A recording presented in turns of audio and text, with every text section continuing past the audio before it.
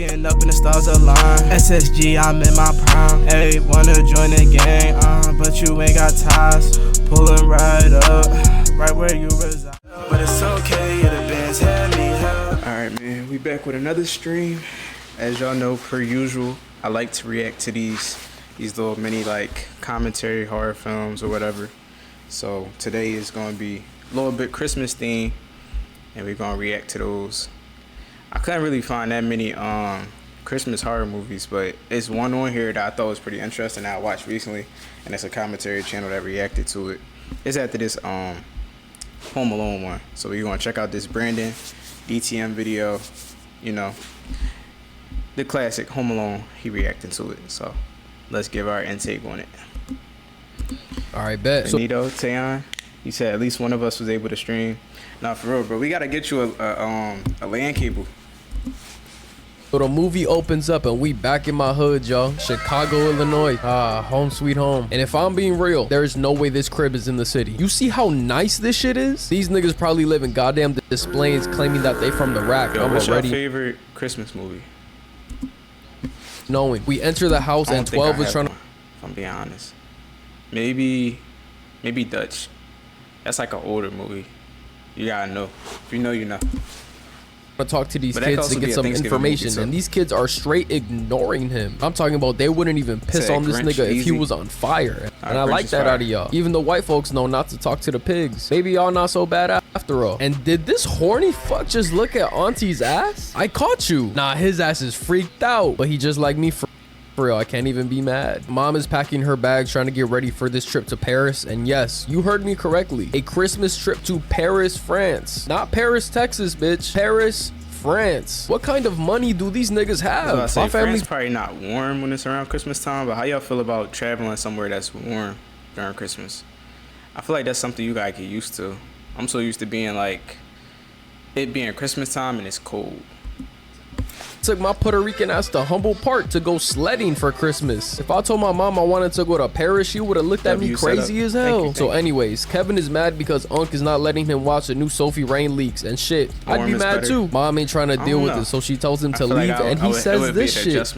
I never went nowhere warm for Christmas. Oh nah, bro. These little white kids be too damn bold. My OG would have falcon punched my ass if I said this shit to her. Kevin then starts having a titty attack because he has to pack his suitcase. So he goes to ask the homies for some help, and they basically tell him to go fuck himself. And damn, why everyone gotta stick up their ass? Kev goes into Los Polos's room and they peep Wello outside talking about he murked his whole family and half the people on this block. Like goddamn, why they talking about this nigga like he King Von? One of Satan's greatest soldiers was King Von. He then looks up and gives the boys a death stare, spooking they ass. And Pete my dog Fit, he kinda drippy with it. Like look, gray suit with the black trench coat, beard looking crispy, hair slicked over to the side. Shit, watch out, my dog gonna fuck your well off if you keep playing with him. The pizza delivery guy shows up to the crib, and damn, they was just giving anybody a license back in the day, huh? And this cop is still at the house, like goddamn, go home. His ass is even answering the door and shit like he paid the bills. Freeloading ass takes the pizza and peep his face once he hears the total. Bro's pockets are like his hairline, non-existent. I will say though, $122 for pizza is fucking bonkers. And this was 30 years ago. That shit with today's inflation gotta be like $300 easy. And the fucked up part is that there isn't any bevs or nothing. Like, ain't you supposed to get a free one when you order a large pizza? These white folks done got scammed by the pizza spot. Nah, I'm crying. Kevin's dad then tells this cop all the details about their security system and his GG's now. He knows y'all crib is a easy lick. Kev walks into the kitchen looking for the cheese pizza because ain't no way in hell my son is eating this bullshit. That pizza looked like it got roaches on that bitch. This the shit you give the homeless niggas, not your son. Turns out Los Polos bitch ass ate all the cheese pizza. Like bro, this shit got here 30 seconds ago. I didn't know Kevin was related. Best Home Alone hands down is Home Alone 3. If you know, you know.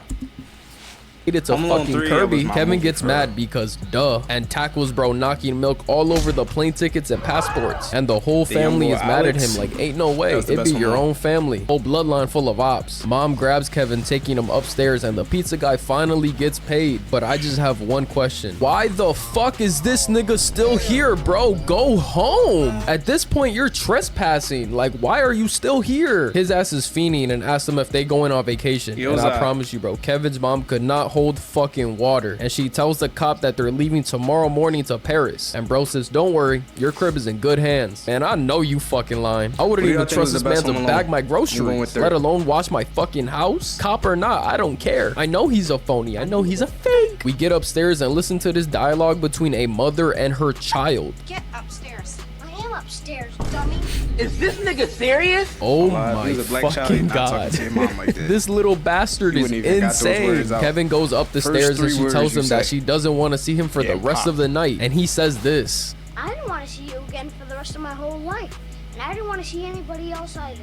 Yo, bro, this nigga violated. Oh my god. Bro, no cap. I'd be mad as hell if some 8-year-old treated my ass like this. Look, even the snow bunny is in disbelief. Like, damn, this little nigga just fried my shit. At this point, you gotta put belt to ass, bro. There's no way he keeps getting away with this. Now, let me tell you, if this child had a single drop of melanin on his skin, oh my god, it'd be over for him. He would have belt marks all over his back. I promise you. Kevin lays on the bed and hold on. This room is kind of vibey. I fought with it. A windstorm overnight cuts out the power, causing the family to oversleep. Now we got 10 people trying to get ready and scramble out the crib as fast as possible. We cut to the taxi driver and this annoying ass little boy across the street doesn't know how to shut the fuck up. Like, bro, where is your parents? Why are you here right now? You should be home. They do a head count and count this decoy Kevin on accident, thinking that all the kids are in the car. Oh boy, are y'all sadly mistaken. They board the plane and we cut to Kevin off the wake up and he's like, damn, these niggas dead ass disappeared. He goes outside and sees the whips are still there and bro ass is tweaking. He thinks he's a wizard on some Harry Potter shit and he is having the absolute time of his life. He's jumping on the bed with his shoes on, which is actually insane. He then finds his brother's Playboy magazine, starts doing target practice with a BB gun, and look at this little YN in training. His aim is crazy. He hit every single shot. If this was 2012, he would have had a face contract at his door within 24 hours. Banks would have recruited his ass ASAP. He's even watching a mafia movie while eating ice cream. He really is having the time of his life right now. I think Mom every little kid during their childhood, when they actually stayed home alone, they thought it would be like Home Alone. Realizes she left her son at home, and listen, I like you and all, you're fine as fuck. I'm rocking with the shit, but like doing all that he did, you know, crazy snacks and all that, watching movies.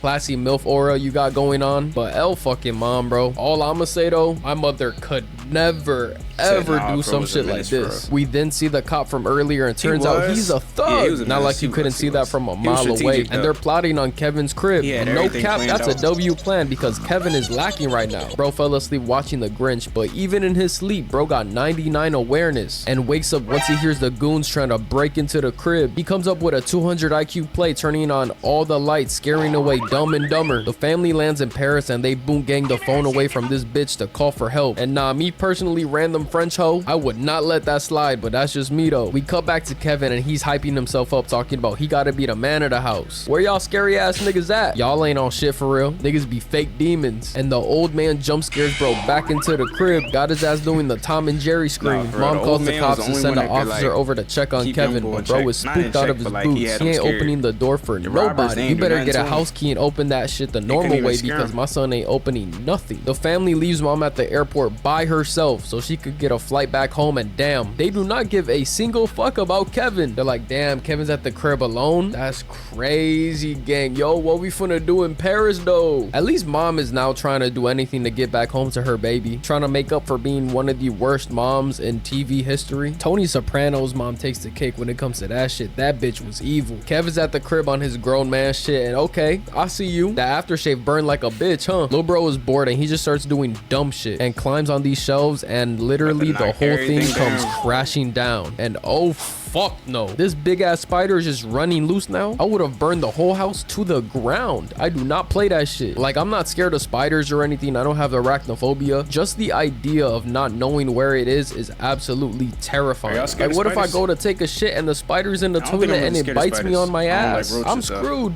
Now I have poison in my ass and I'm dead. Dumb and Dumber are robbing a house and they get a voicemail from Kevin's dad talking about they in Paris, blah blah blah, and his GG's. That house is barbecue chicken, the freest lick lick of their entire life. Kevin is at the store copying a toothbrush when he runs into the old man again. And does he always gotta look this creepy? Like, bro, do you know how to speak? Yo ass always just staring at somebody. Kevin runs out the store accidentally stealing, and this lame ass nigga snitches to the feds on Kevin. Now we gotta chase down, but my dog turns on the jets. Paul Blart fat ass can't keep up, you know that. Then Kevin hits the cleanest slide across the ice, evading the police. And then the cop just gives up. Kevin must have called Lester ass to get him out that jam. Lil bro's walking home and he almost gets turned into roadkill by the robbers, telling him to watch where he's going. Bitch! You watch where the fuck you're going. Kev realizes this is the fake cop from before and he tries to get away without making the block hot. But they decide to follow this kid, and come on now, y'all are grown-ass men. Y'all are being weird as hell. He somehow manages to lose them using the power of Jesus, which is a W play. It's nighttime now and this kid set up this elaborate ass fake party to trick the criminals, and it fucking works. No way this little kid just tricked these niggas twice. Nah, he got it, bro. If my kid ain't smart like this, I'm gonna be highly disappointed. Brandon DTM Jr. in the future, you got some big shoes to fill. Mom finesses her way into swapping flights with this old couple at the very last minute. Like I'm talking about, they are about to walk through the door to board the plane. And I just have one question. What's gonna happen to their bags that go under the plane, you know? Does the airport just hold the bags until the people come and claim them? Or that's not your average what happens to them? Somebody in the comments let me know. I know there has to be at least one of you guys in the comments that works at an airport that knows. It's the next day and we got Big Kev at the grocery store on his grown man shit, you know, just picking up some milk. And ew, what the fuck, Kev? You drink red cap milk? And nah, bro, you always gotta go with the dark blue milk. If you disagree with me, I'm so upset that recently I found out almond milk is bad for you.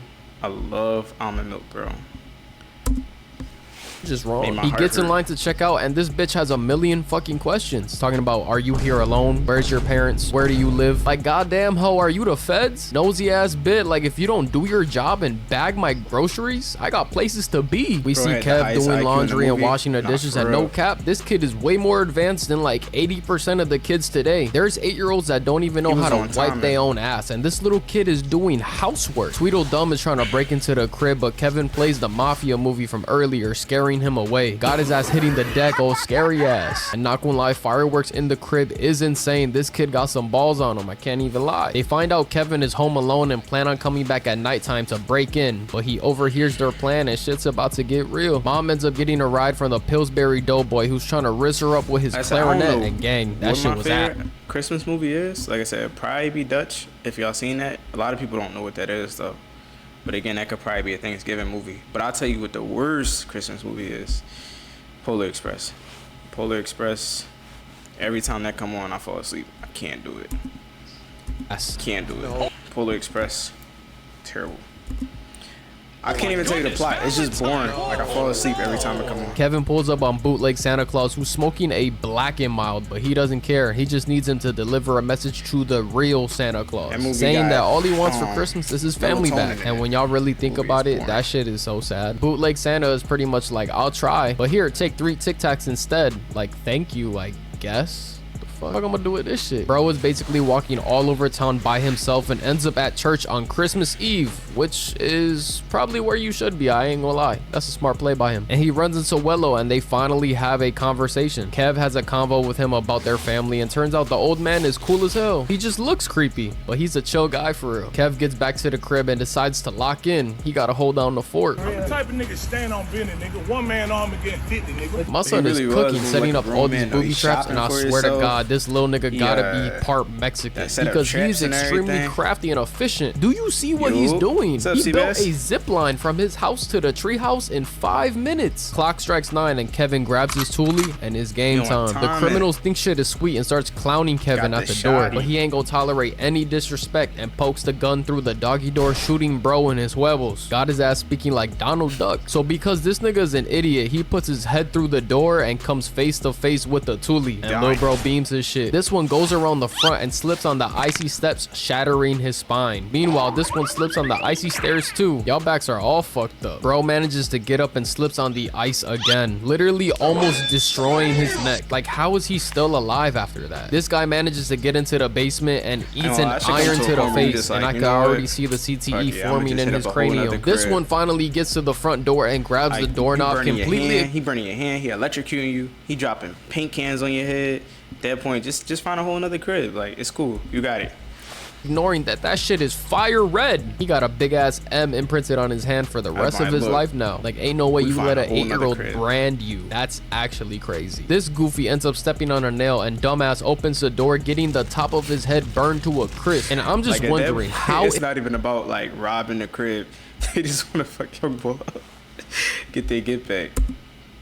In the hell did this 8-year-old make a flamethrower? This child is the second coming of Tony Stark because this is ridiculous. Then we got this dumbass who was already barefoot and stepped on a nail coming through the window, and he looks everywhere but down and steps on glass ornaments, literally cooking his feet. Yo shit gonna end up looking like Shaq's feet. They tried chasing Kevin upstairs, but this was such a dumb idea because he hits them both with paint cans. And it was never that serious. Fucking yo, this little bastard booby trapped these niggas into the cowgirl position. Oh my God, nah, y'all gotta retire after this. One of them manages to catch Kevin's leg, but the spider from earlier comes in clutch, causing a distraction. This movie is so insane because how did he set up a goddamn zip line? By himself, and it works perfectly. Benji, I have no words, man. This kid is a 99 overall with all the Hall of Fame badges, bro. There's just no way around it. Kevin tries to escape by going to a neighbor's house, but that was robbed earlier in the movie, and it was flooded too. He opens the door and the robbers finally catch him, and it's looking like it's GG's for the little homie. That is until Wello makes the save, smacking them both with a shovel. The cops come and they arrest Dumb and Dumber, and Kevin has officially won the war. It's Christmas morning now, and Kevin goes downstairs hoping his family would be back, but they're not here, and my heart dead ass just broke. It's just like a little commentary channel. Fucking depressing. But before I could start crying, mom and everyone pops up at the house, and the old man reunites with his family, and now everything is right in the world, and we get a happy ending. And yeah, that's the video, y'all. I hope y'all enjoyed. You know, I had to drop another banger for y'all real quick, and I just want to wish y'all a merry fucking Christmas. I love you guys so much, man. Y'all dead ass changed my life. You have no idea. I'm forever grateful to y'all. Matter of fact, I'm surprised nobody like did like a commentary video on the Krampus movie, because that was a good Christmas horror movie. But we're gonna react to one more. It was this one. I'm not sure if y'all seen this. I just seen this recently. It's called what is this movie called? Christmas movies usually I don't remember. All Through the Night or something like that. But it was a good one if y'all ain't see it. It's a good little plot twist. I forget. I'm pretty sure the bull gonna say it when we start though. But I seen it. It's a pretty good horror Christmas movie. Christmas movies usually bring that holiday cheer that makes us feel warm and comforted, starting at the tail end of November all the way up to December 25th. Sitting on a couch, drinking some nice hot cocoa next to your movie is boring. Christmas. Boring movie. Polar Express. Sitting on the couch, drinking some nice hot cocoa next to your lit up Christmas tree is a moment that many of us look forward to every single year.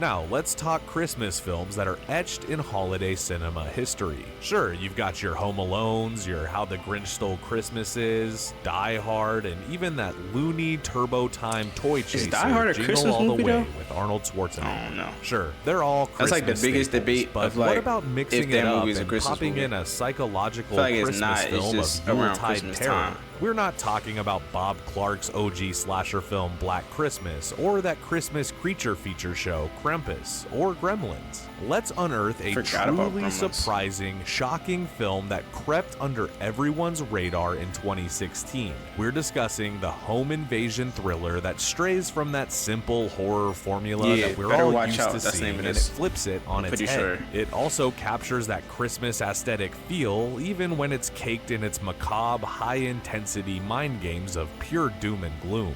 Today, we're discussing Better Watch Out, and it just may be one of the best horror movies you never saw.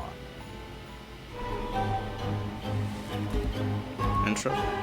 Better Watch Out remained in the shadows throughout its marketing, and to my dismay, the film did not have any trailers, one-sheets, or TV spots prior to its launch. Director Chris Peckover doesn't have a career of big hits to his portfolio either. He's an unknown in the industry when it comes to well-known directors in the horror chair. So, like him, the movie didn't have the massive marketing budget to help it see its box office potential. I'm relieved to say that Peckover not only delivered a great Christmas horror flick, but also directed an outstanding film. I'm not gonna lie though, this was a good movie.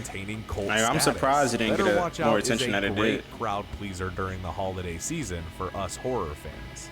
Now, before we do our deep dive on Better Watch Out, I don't want to give you the proverbial coal in your Christmas stocking by ruining the behemoth WTF moment in this movie. Reason being, it takes away from the overall mystery of what happens from point A to point B, and that would be the worst Christmas gift to give all of our Joe Blow viewers out there. King me. So, if you haven't seen this movie, the weight of these upcoming spoilers may lose the impact of your overall viewing experience. So, take my word for it, okay? Don't be like Ralphie from Christmas Story, or you'll shoot your eye out, kid. You'll shoot your eye out, kid. Ho, ho, ho.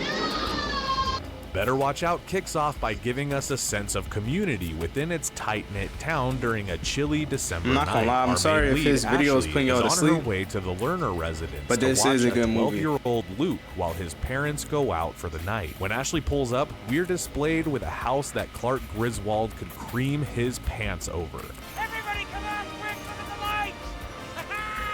Luke Lerner is just a typical teenage boy with raging hormones who tries to impress Ashley before she heads off to Pittsburgh.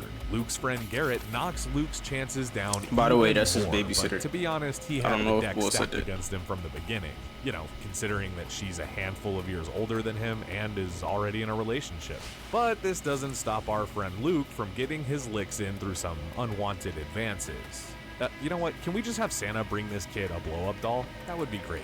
Throughout the night is a series of awkward exchanges between Ashley and Luke that become interrupted by strange encounters happening in the house. You know, outside doors are mysteriously open, phones are randomly going off, doorbells are ringing, a giant spider is scurrying across the kitchen, Garrett diving in to scare everyone, and the list goes on. But when Ashley confronts Garrett about the prior pranks, Garrett denies any wrongdoing and says, I ain't gonna lie, he's skipping all over the plot, bro. The enemy lurking outside is actually the enemy within, and this is just a prelude to the true horrors that are about to be exposed. Yeah, it is a good movie. This is the greatest strength of this movie. He's skipping over the plot, when you though. Least expect it, it smacks you hard in the face, unveiling its true malicious nature. Ashley! Ashley! What? Surprise, motherfucker! For once, when a movie that I thought would fall directly into its familiar exposition, it actually made me do a double take, as I was too thrown for a loop, because the signs just weren't there. Alright, so basically, this jit, right, he was trying to impress his babysitter, or whatever, and he got his best friend Garrett to pull the glasses. They got together, act like they was getting invaded in their house, and they was about to get robbed, or you thought it was about to be a killer, yada yada. Come to find out that, well, you don't know that they set it up. You kind of like watching and you're like, oh shit, somebody about to break into their house. Come to find out them two little jits, they set it up just so that he could try to look impressive in front of his babysitter. And then you find out that his mind is twisted and he on some like nut shit basically. And the babysitter gotta try to survive. So these two, Luke is actually and his friend is the bad guy. Yeah, it's a great twist in the horror genre. Tough love during Christmas is the ultimate price for Ashley, and Luke is front and center giving it out. Hell hath no fury like a horny boy scorned. I believe that's the saying, right? He sure would give Henry from The Good Son. I'm telling y'all, this is the second time on stream, actually maybe the third time that they brought this movie up. I brought it up first, now in this video bring it up. If y'all ain't see The Good Son, go watch it. That movie is fire. With the same young boy from Home Alone, Macaulay Culkin, whatever his name is. Good movie. If you like Orphan, you'll like that movie. Good movie. The film was originally intended to shoot in South Carolina, but was later changed due to the budgeting and flexibility. The production instead moved to Australia due to Chris Peckover's mother being an Australian native. Also, most of the teen cast is Australian, which made this even better. For a movie that was filmed in Australia, centered on Christmas in a suburban neighborhood, it hit the mark in strides at replicating the environments that we're used to seeing in the US. You really gotta love Hollywood movie magic. I hate how fake Hollywood is. Now, if you're gonna create a satisfying movie with 3 completely unknown actors, then you need to make damn sure Young boy, he was pissing me off. And in that, I'm not this gonna movie lie. delivers. See, like, he not telling anything. Basically, the young boy, he took her phone, invited her exes over. Her exes came over thinking that, like, oh, yeah, I got it, she invited me over. And they looking for her because he got her, like, wrapped up, whatever. And they like, oh, where's she at? And he got her wrapped up, and then he ended up hitting him in the head with the baseball bat. But, like, he's skipping over the whole plot. He not explaining the scenes. Make damn sure that your story is interesting, and in that, this movie delivers. Better Watch Out is a genre-defying movie in the sense that it deals with mature subject matter, teen adolescence, and sadism, all told through the lens of young teenagers. Both Olivia DeJonge and Levi Miller have great charisma when it comes to sharing their scenes together, displaying the yin and yang of good and evil. While DeJonge is great at playing her girl next door type and showing that sense of purity and innocence, it's Miller who develops plenty of rage for his character, which is typically he's gonna rare piss you for a off if you 12-year-old watch this movie. possess. There is something truly horrifying knowing that the boy you babysat during a good chunk of your teenage life becomes an absolute diabolical sociopath who is looking to get in your pants. A person that you've come to trust, instilling good morals and values, flips that switch and creates the ultimate psychotic plan to win you over, or steal you over. A word of advice, Ashley, just don't go breaking his heart, because I'm sure he's capable of breaking a few things physically and mentally when it comes to it. I will always say that if a villain doesn't make you absolutely hate them with the actions that they portray on screen, what he did to this boy, he isn't crazy. doing the job to the fullest. However, with Luke, the kid deserves an unmerciful ass. This guy, because he invited both exes over. What he did to him, so out of pocket. Is done because he just knows how to get people's blood boiling. God, he's such a prick. But Levi Miller did his homework and created a memorable role that deserves his place as a great horror movie heel. He did play the role well, though. Sweet and innocent to rage-fueled, pouty, full-blown tantrums in a matter of seconds. Fuck you! Fuck you! And it's not even cringeworthy.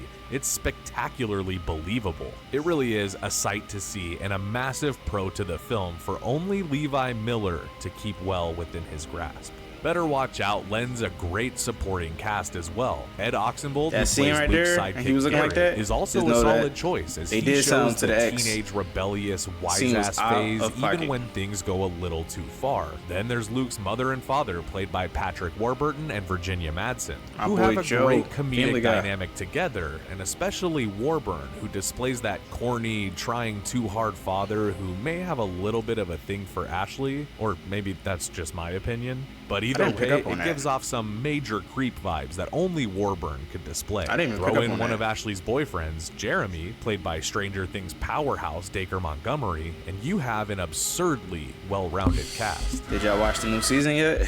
Did y'all watch the new season yet?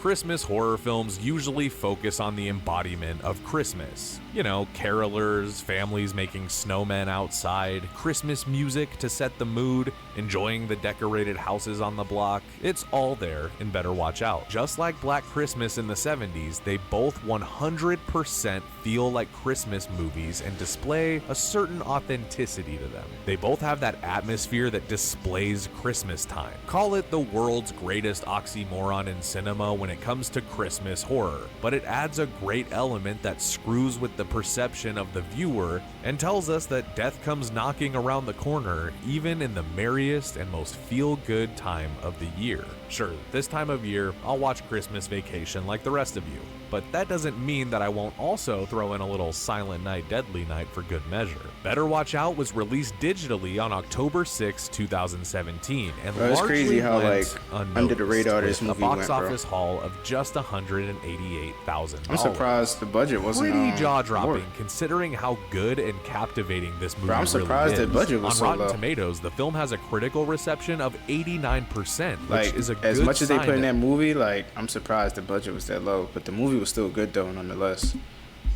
this Christmas tale of terror is the real deal if you're willing to give it a go. It truly has some great moments that will stick with you to ponder and pick apart when the last scene rolls. Trust me.